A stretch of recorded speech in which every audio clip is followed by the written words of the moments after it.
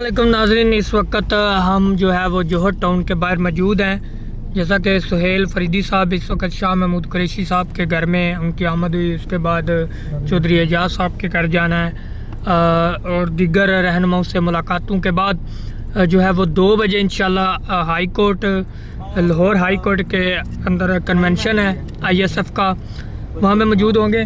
अभी हम जैसे ही अंदर एंटर हुए हैं तो पुलिस की इतनी भारी नफरी गाड़ियों को रोक रहे हैं, जाने नहीं दे रहे। तो अभी ये जितना भी मेरे पीछे देखे आगे मीडिया की सारी गाड़ियां यहाँ पे खड़ी हैं और अवाम जो है वो लाहौर की सड़कों पे इस वक्त सुहेल फरीदी साहब की एक झलक देखने के लिए बेताब है।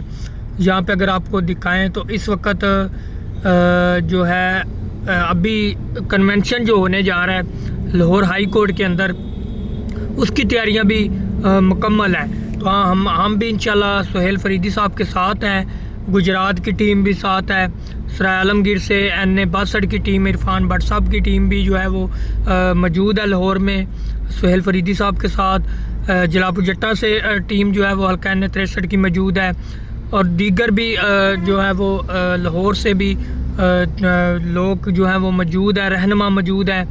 इंशाल्लाह कुछ ही देर में सुहेल फरीदी साहब एक बड़ा खिताब करेंगे ISF के साथ और इसको जो है वो आप कह लें कि लाहौर का ये एक बहुत बड़ा दौरा किया है वज़ीर आला KPK ने और एक मैसेज दिया स्ट्रीट मूवमेंट को स्ट्रॉन्ग करने के लिए, खान साहब की रिहाई के लिए इस तहरीक को पूरी मेहनत से लगन से जो है वो जारी रखे हुए हैं। उनकी जो उनके सीनियर वज़रा हैं, सीनियर रहनुमा हैं, वो भी उनके साथ हैं और वर्कर्स की रहनुमाई के लिए भी जो है वो वक्तन वक्तन सभी को मुलाकातों का टाइम दे रहे हैं। तो आपको साथ साथ अपडेट करते रहेंगे, मेरे साथ जुड़िए रहिएगा। अल्लाह हाफ़िज़।